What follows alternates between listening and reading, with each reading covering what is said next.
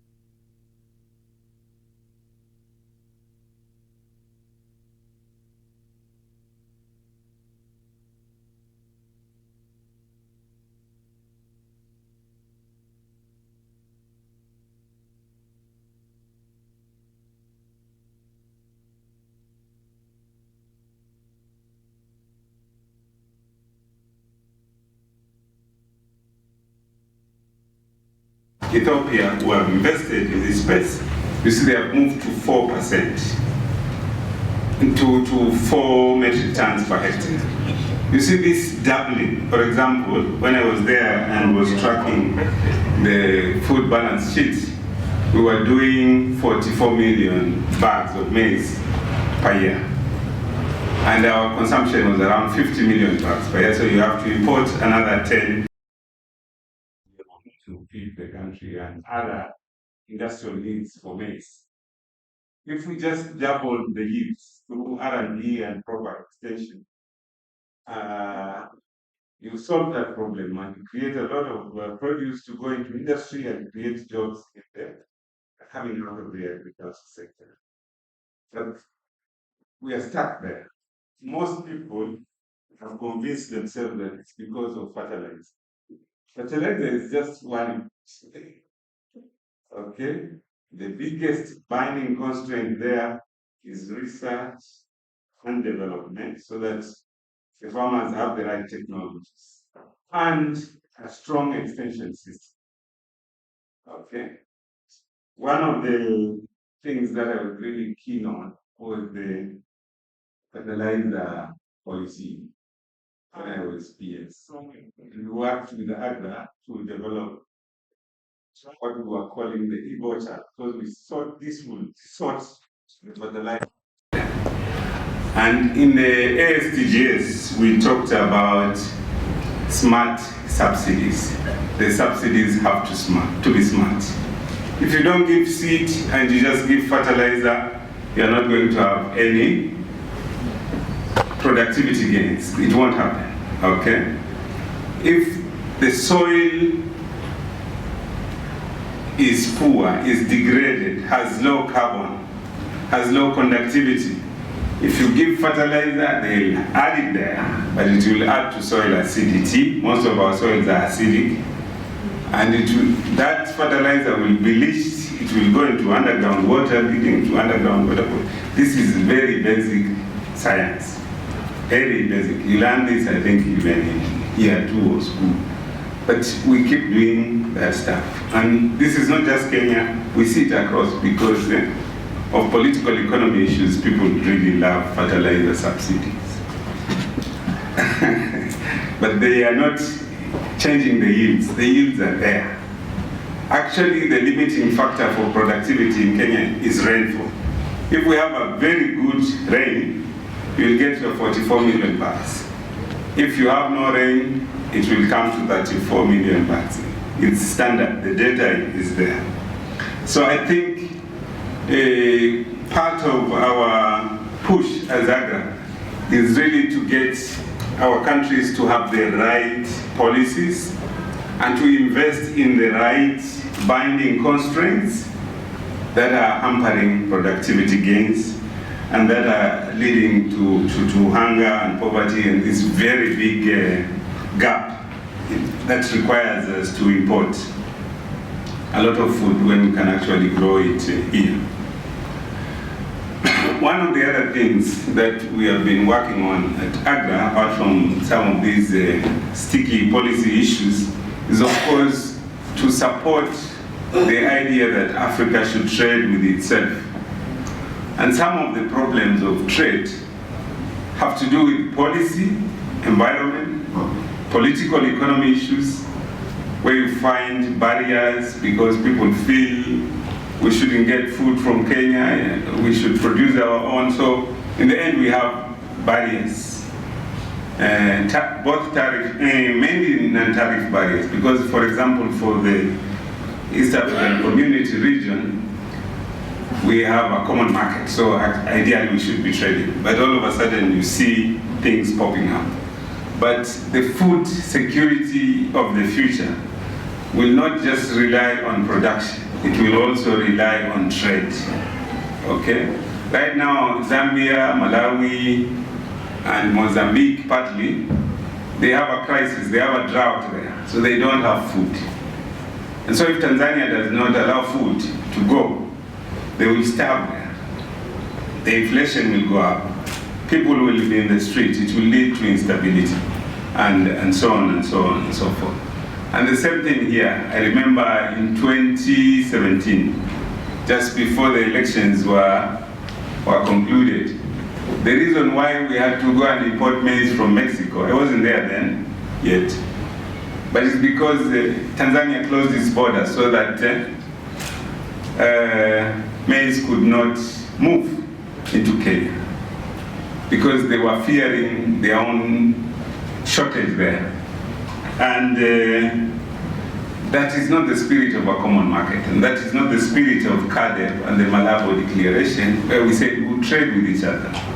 And so we ended up importing very expensive maize from Mexico, creating a lot of problems.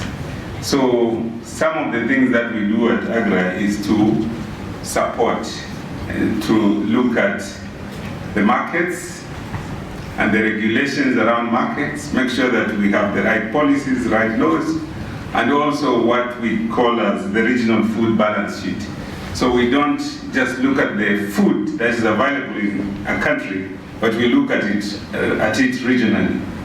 And we support ECOWAS, we support COMESA, we support the East African Community, we support the African Union, around these issues, the right policies, the right data, the right information, and then developing the spirit to trade within African countries. And because we are talking about food systems, it's not just production. It's about developing the rural economy. So making sure that rural roads are in good shape, making sure that there is energy, making sure that there is internet penetration and connectivity so that farmers have information about markets, about prices, about everything that is going on in that sector. So the agriculture sector, even for here in Kenya, it's a big booster of the other sector. So the transport sector depends on it. The manufacturing sector depends on it. A lot of jobs depend on it. And there's a lot of interdependence. And because we are talking food systems, we also have to talk about nutrition and health issues. Most of our countries are struggling with the stunted children, which is undermining even their mental development, so undermining future development, because a stunted kid, malnourished kid, is not going to perform at the same level as the other kid. But also other dynamics like HIV, AIDS, malaria, all of them impact also on productivity. So with Madam Agnes Kalibata being the envoy for food systems, the UN envoy for food systems, we are having conversations not just about production, but about food systems, because all parts of the food system must work for us to have a food secure continent. Of course, our focus has always been on smallholder farmers. The inclusive agricultural transformation comes from the fact that we are dealing with smallholder farmers, because they have a lot of problems and they form 80% of our producers. But the inclusive part also deals with the fact that we have to bring in women in a significant way, not just as laborers, but as owners of business enterprises also. And we have to bring in youth. One of the biggest challenges that we have, it's not a challenge, you can look at it as a challenge, you can look at it as a dividend, is that we have a big youth population. 75% of the African continent is below 35. And these are the guys who are now calling the shots.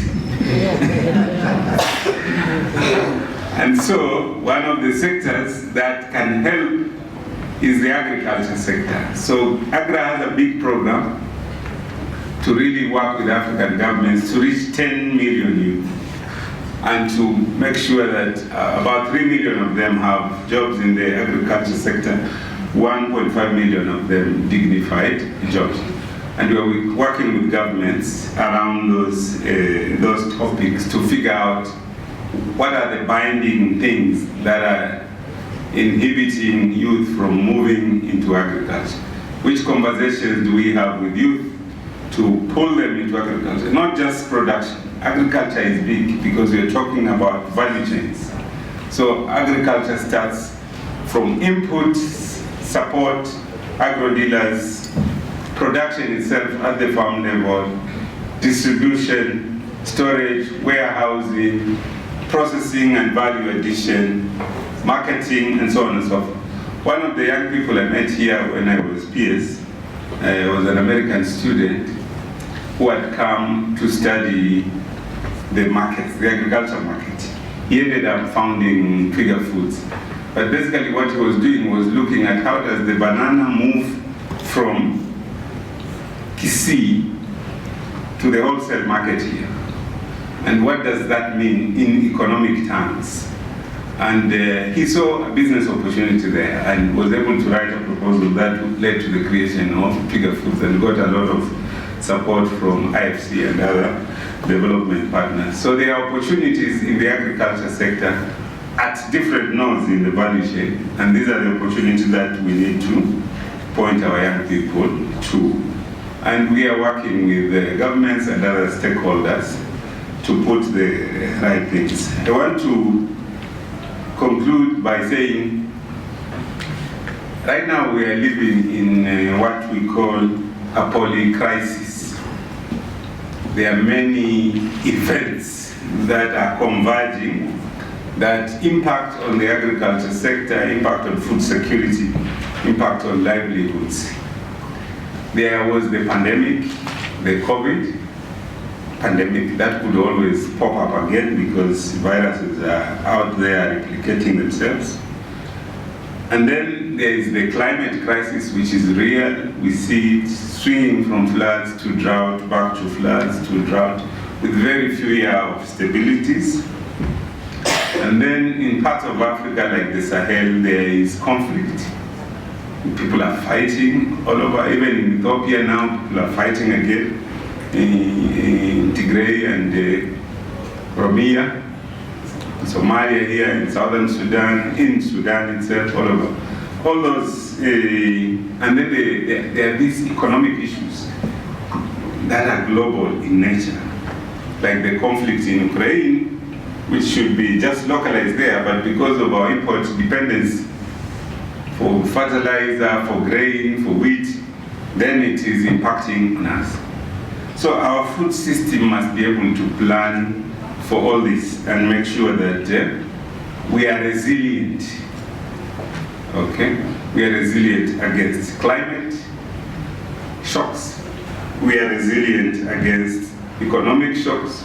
We are resilient against pandemic, and we are resilient against conflicts, and that we are able to secure the livelihoods of the African people. So let me conclude by saying that there's a famous author I usually like to quote. He's called Stefan Darkon, and he says development is a bargain, okay, where the elites of a country sit together and decide deliberately that we are going to develop this country. And then they put in place the laws and regulations and systems that are required to make that development to happen. But they should be honest enough to know the capabilities of the state and what the state can do versus what the private sector can do, and make sure that those boundaries are very clear. And then facilitate and make sure that it's a facilitative environment. And then be ready to correct course. If they feel that things are not working, they should go back to the drawing board. That is how everybody else has achieved agricultural transformation. That is how everybody has achieved industrialization. It's not even about democracy. Even a theocracy can do this. So long as they say we are going to lift our people, they put the right policies, and then they implement and correct course. China has done it. Dubai has done it. A lot of other countries have done it. Ethiopia was in the process of doing it, but they have failed on the side of conflict. They have to fix that because with conflict you can't do it. And so I believe if we go back to the Malabo commitments, everything that Africa needs to develop is in there. And organizations like AGRA, World Bank, and so on and so forth come to help design policies that are inclusive, that will lift people out of problem, but the work has to be done by the countries themselves. And they have to put in the money, so financing, they have to support research and development and extension, they have to have credible data so that they can make evidence-based decisions, they must have the right regulations so that sector actors can act in confidence. And for now, they must really think about the issue of water and soils, because those are very important factors as far as production is concerned.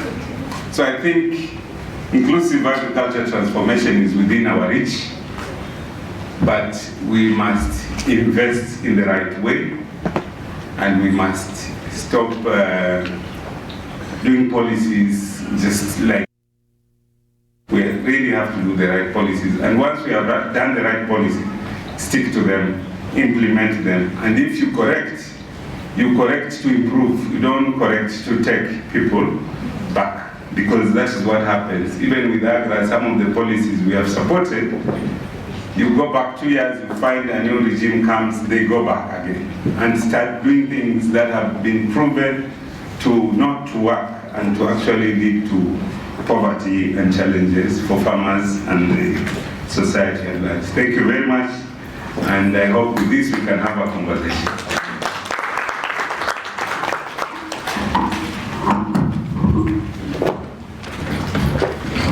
Thanks, Prof. I think he deserves a better clap. For purposes of, I'm sure that people would want to engage Prof and have questions that they would want to raise with Prof. I think this is the right time. We could do before I bring in Violet for the outside take, because there are a couple of questions. Then we could just deal with questions now, and then we bring in Violet to give us the outside take, so that we're able to merge the two and also have another quick plenary on that. So, yes, who wants to go first? Who has the mic and pass there? I can see Nelly, can pick or Peter, and then we can take those three. Prof, I think you will need to come back here, because I'm sure the questions will be directed at you. The mic to...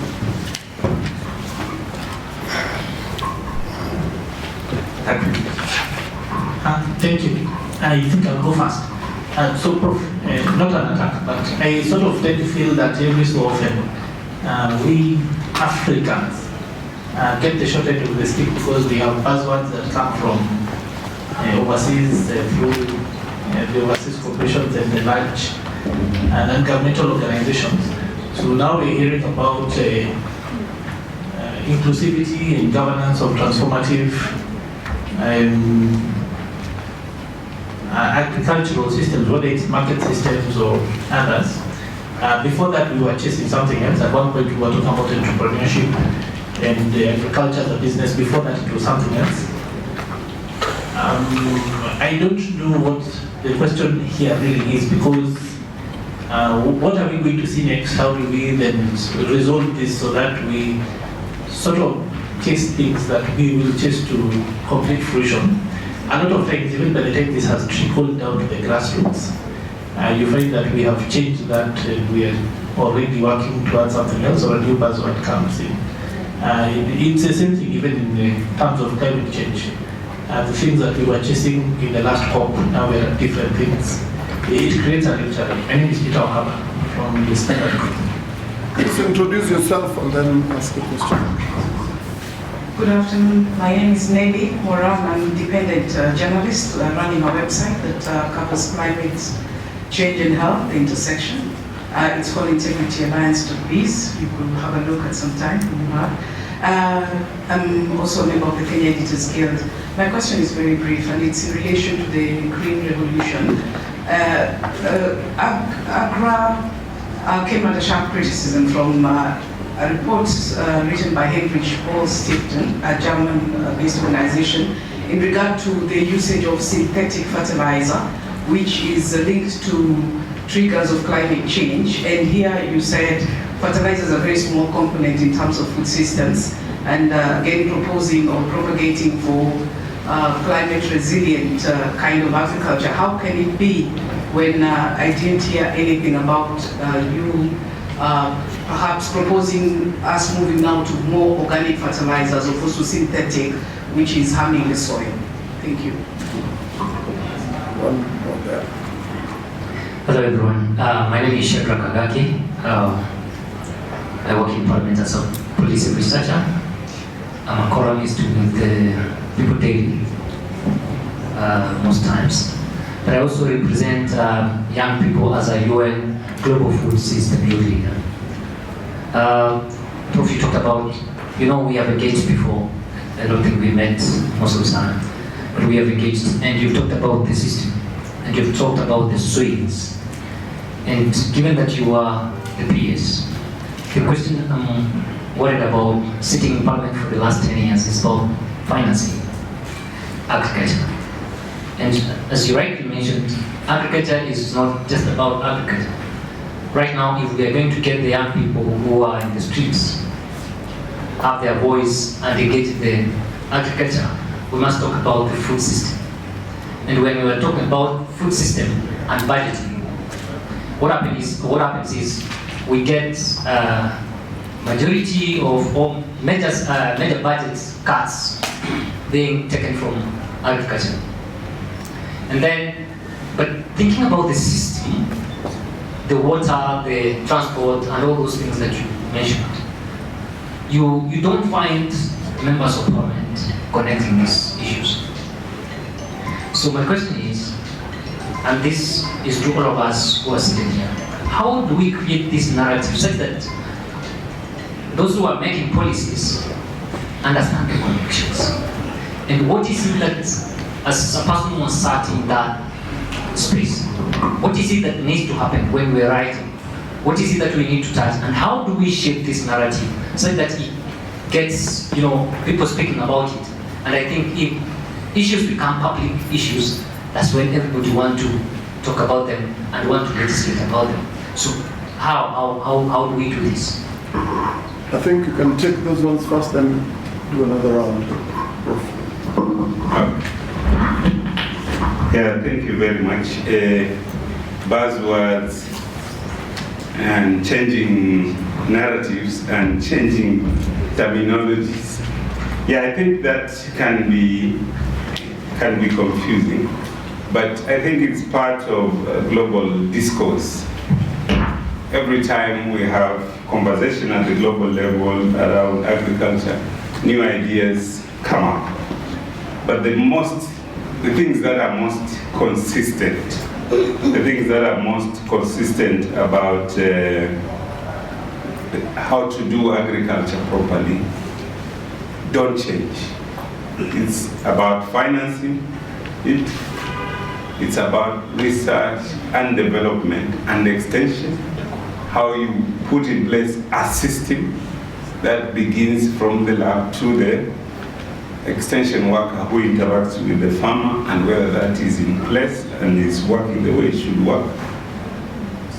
It's about markets, whether your farmers are able to access markets and are able to have the right pricing.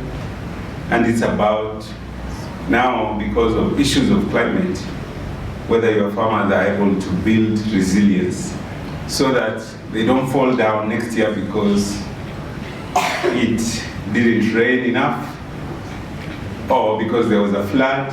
How do they learn how to adapt this? And again, how do they respond to global shocks, like if there is no fertilizer coming from Ukraine, if there's a blockage. I remember one of the crises we were working with around COVID times. It was how to get flowers and coffee into Europe during COVID when there was lockdown. How to have the instruments that will facilitate that. So there are certain pillars that are always there, and you have to have the ecosystem for that. And then as things shift, because the world is dynamic, politics is dynamic, the economy is dynamic, and the climate is also dynamic, you have to tune your system so that it's responsive. You are not getting flat-footed. Your farmers are not getting flat-footed. So it's good to have an eye on the conversations that are going on and where they're leading and how they will impact you. Right now, for example, everybody is moving their money out of Africa. The conflict in Ukraine has created a problem for Europe. They don't have enough money, for example, for projects in Africa. US is looking inward. They want to return all their production back into country and so on. All these are changing. And we have to change. We have to keep pace with them. We have to look at what people are talking about. We don't want to be stuck in the past. So it's not necessarily bad. It's just to be able to know what is happening and how does it affect our system and how do we need to adjust. So are able to be resilient, our governments are able to be resilient. The other one on the green revolution. I know Agra got a lot of flack from those who are pro, let me say, certain ideologies. And for us, food security is not an ideological thing. It's a practical thing. African people cannot feed themselves.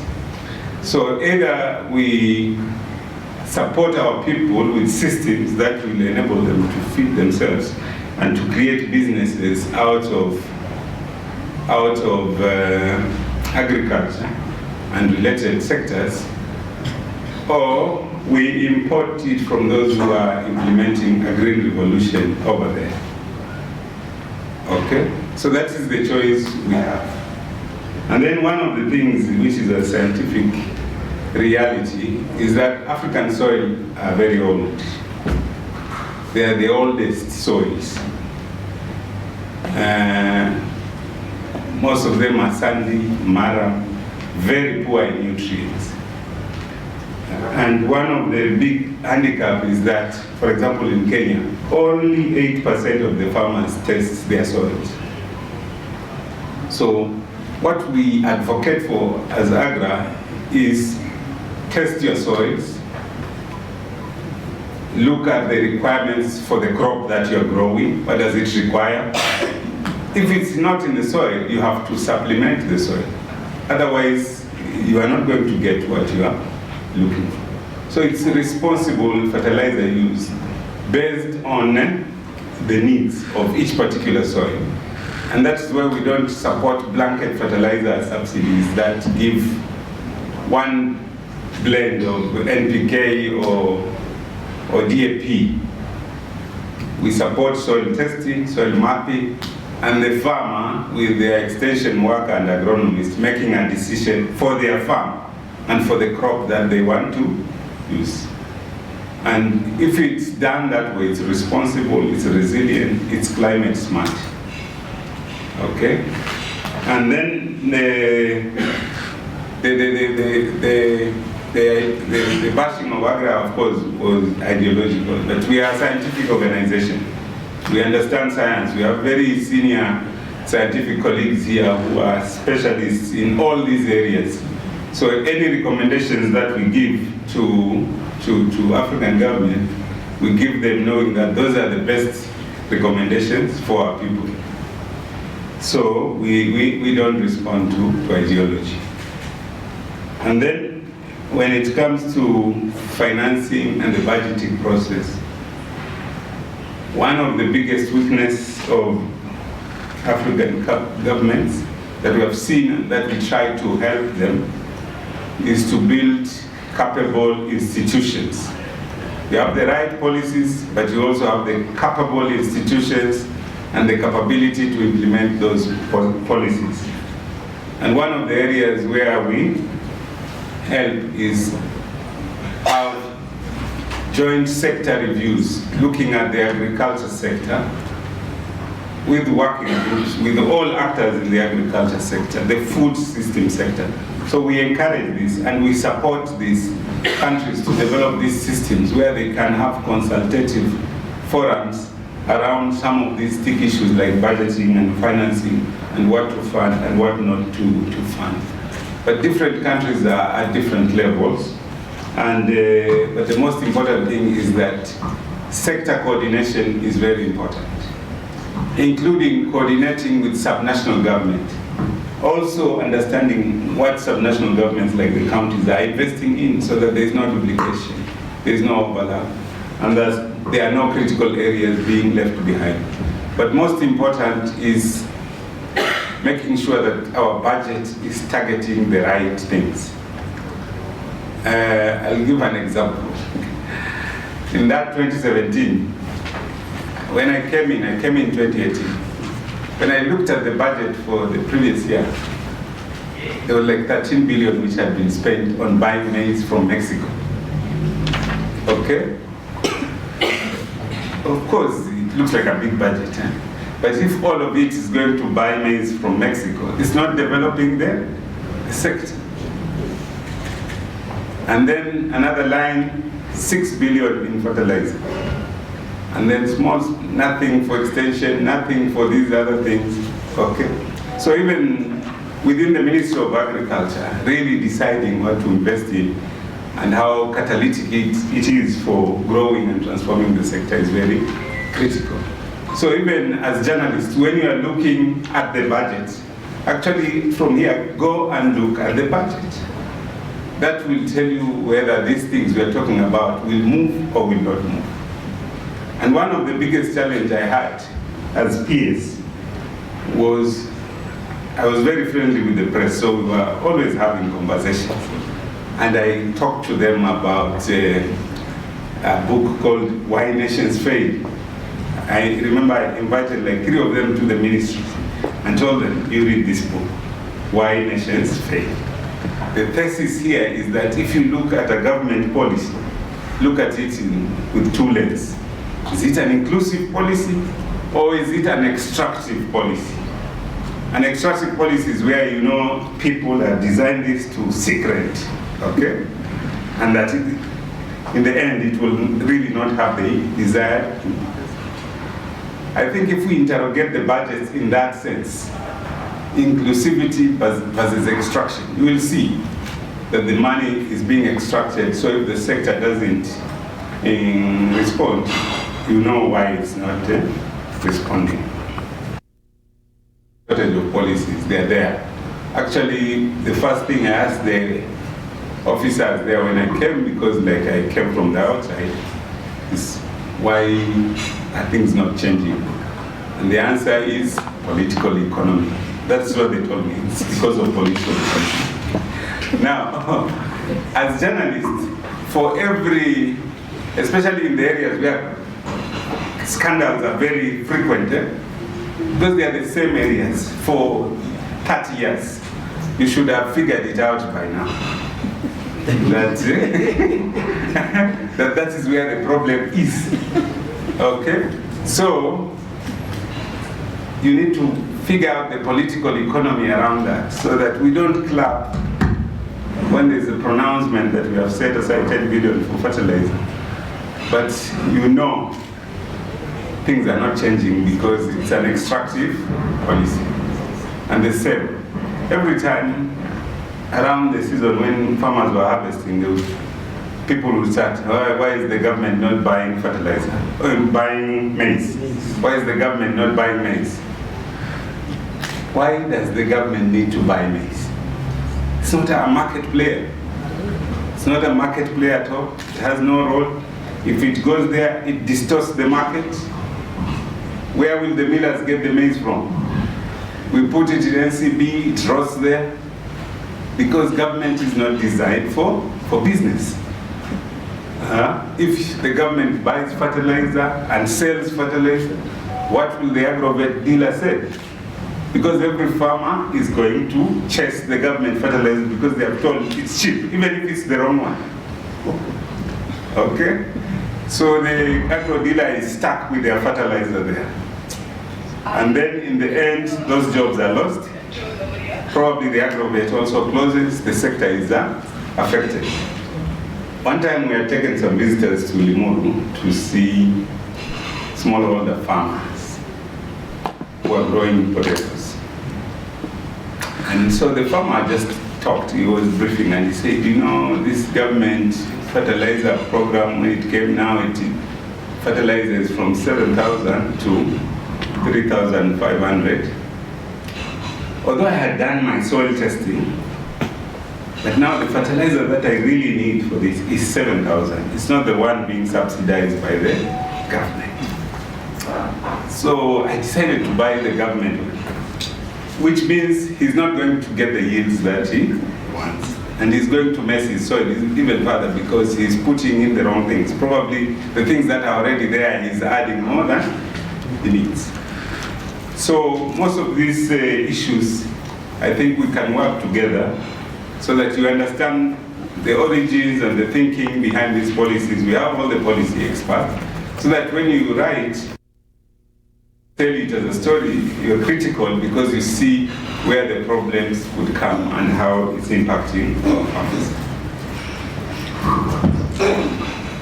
Thank you, Prof. Did you answer all? Yes, the three of them. The three of them. Any another round?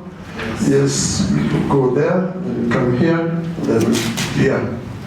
Okay, thank you, Prof. You mentioned in the presentation. Please introduce yourself. Thank you, Ken. My name is Tom Jalio, features editor at the Star. I'm also a member of the Kenya Editors Guild. So you mentioned in your presentation that most farmers are still using varieties, raised varieties that were developed in 1974. So I was wondering, why is this the case? Is it that the new varieties are not available, or they are available but they are not aware, so they are aware but they can't afford them? What is the issue? And then a second question, I think Wakaba mentioned an interesting point in his presentation talking about Gen Zs are not agitating for agriculture. Essentially, the younger Kenyans are not really interested in agriculture. What do you think needs to be done to change that narrative? My name is Joseph Sangala from KBC. Probably we talked much about focus on smallholder, but we're just wondering the future of smallholder farmers in Africa in the view of land subdivision, for instance in Kenya. What will be the case given that they might not be able to have viable ventures in agriculture? Another issue revolves around R&D. R&D in Africa, I realize that most governments are not committing much into research, and when it's happening, it's mostly funded externally. For a Pan-African organization like AGRA, what are you doing to consolidate probably what the universities are doing and institutions like Kaluro and Naro in Uganda, just to share these knowledges that are emerging? Thank you. Okay, good afternoon. Thank you very much for your extremely insightful presentation. My name is Marcia Nyambala. I'm a member of the Editors Guild, as well as Association of Media Women in Kenya. I'm an independent editor, as well as a project designer in resource mobilization. I wanted to find out, you talked about Kenya's soil being very old, and I just wanted to find out what can be done about it, how does it get to be renewed, and you talked about budgets and the weakness of our budgeting, and again, maybe if you could shed some light on how we improved our budgets. Could it be that the Constituency Development Fund, you know, a lot of CDF, we are seeing a lot of bursaries, the way that our CDF is being used, the devolved funds, the county budgets, what can we talk about in terms of perhaps even how do we reallocate the budgets so that it begins to work a little bit, and again within the context of what we have said, that we have this huge population even in Kenya that are looking for jobs. And then I wanted perhaps also if you could talk about a little bit of what your organization, AGRA, is doing. What is the link? How much work are you doing in terms of post-harvest? In just trying to enhance, or are you working only in agriculture? Are you helping, considering where we are, and also in areas like minimizing the non-tariff barrier? Sorry, but I think I'm very excited. So, I think, Prof, let's finish with Marsh there, so that I think we just finalize with those questions and we can go to the next. Thank you. I'm Ashai Gego, an independent journalist and a member of the Kenya Editors Guild. Prof, you have been in research, in academia, in government as PS for agriculture, Now you are out there trying to find solutions. From your very varied experiences, I would think that you have it on the tip of your fingers what the problem is.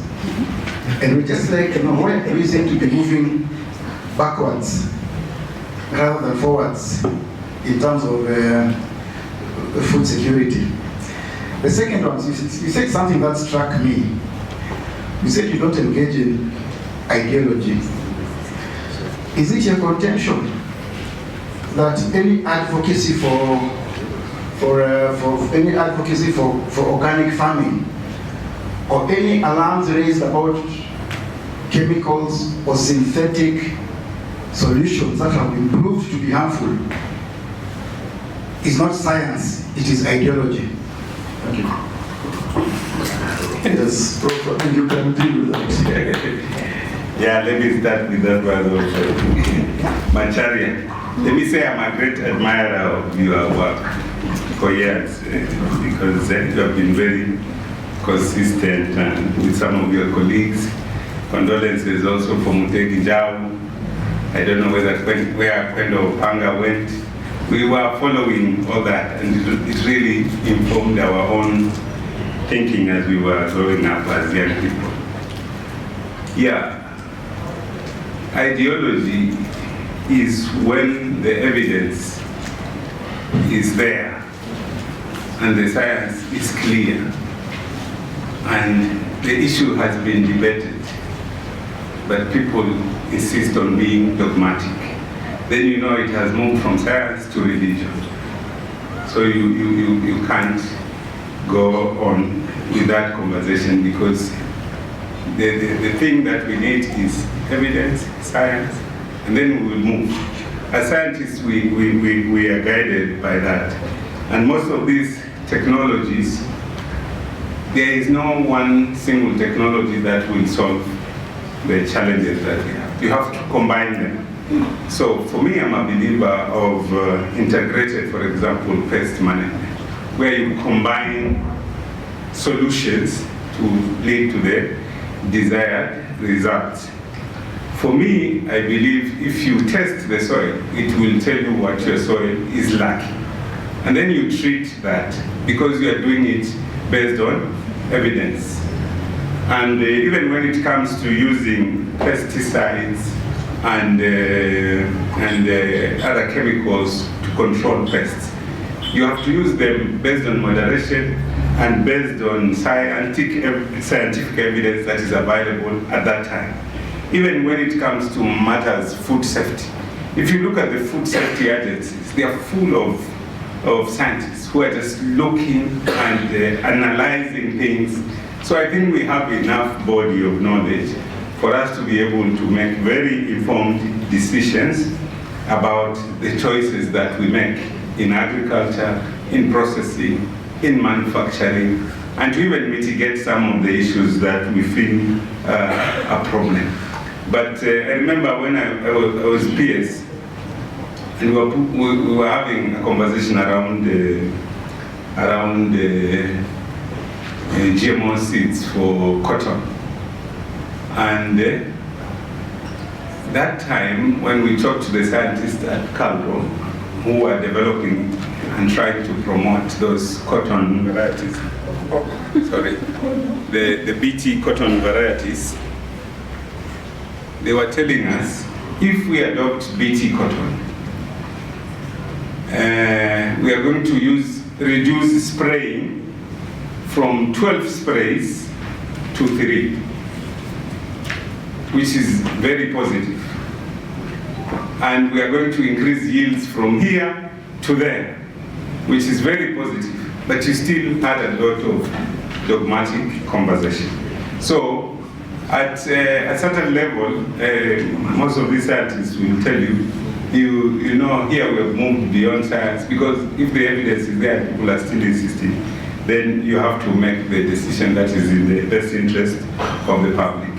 And all the laws, the SPS agreements, the food safety laws insist on evidence-based decision making, and the evidence comes from the analysis And I think if we stick to that, we will be fine. And if we see the evidence is leading us in another direction, we should be bold enough to abandon certain things and move in the direction that science is guiding us.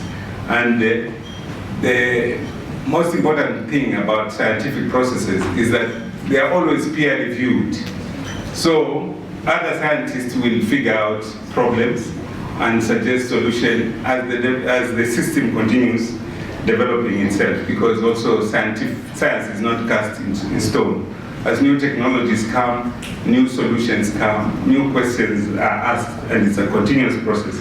And that is why it's very important that we invest in our scientific institutions so that we have capable scientists, well-enabled, not depending on developing donors, responding to challenges that are at home here. Nobody will do our science for us, and so we must invest in our own science. And this responds to the question that was raised by one of the colleagues who asked about R&D. Our investments in R&D is very pitiful, very low. I tried to push when I was there. I tried to review the National Agricultural and Research Systems policy, but there is no extraction in science, so it doesn't get allocated money because there is no way you are going to follow it there. Once it's gone into science, it's a public good, everybody will benefit from it, so there are no opportunities for extraction. So you find science doesn't get the funding that it deserves. And yet, all countries, the US, China, all countries that are self-sufficient in food, they have very robust scientific systems and extension systems to back that up. So if you can agitate for something on behalf of the Gen Z and everybody else, it's for really strengthening our scientific system, making sure that the universities have money to do research. The university is supposed to do research-based teaching, not teaching textbook stuff. They have to be right at the edge of where other scientists are, and to do that you need to fund the system. And so there are certain things that we can actually let go in the budget and invest in the right things, like R&D, which is a public good. There is a report which was done by World Bank for public expenditure analysis for Kenya in the agriculture sector. And it says for you to transform your agriculture, you have to invest in public good, okay? Public good is roads, public good is energy, public good is water supply, public good is R&D. And it says, invest less in private goods. Private goods are those subsidies. They are private goods. You are giving private people public money for private benefit. And the better way to probably run subsidies is more towards a systems approach, tax issues that affect everybody, not where you just subsidize a few farmers. And a financial system that has financial products that are suited for the farmer, so that the farmer is not paying interest rates at 30% as is happening in some of the African countries. There is no farming enterprise that will survive that kind of investments. And the Gen Z will have to pay attention to this debate, because the Gen Z, after matching, they have to go and eat. And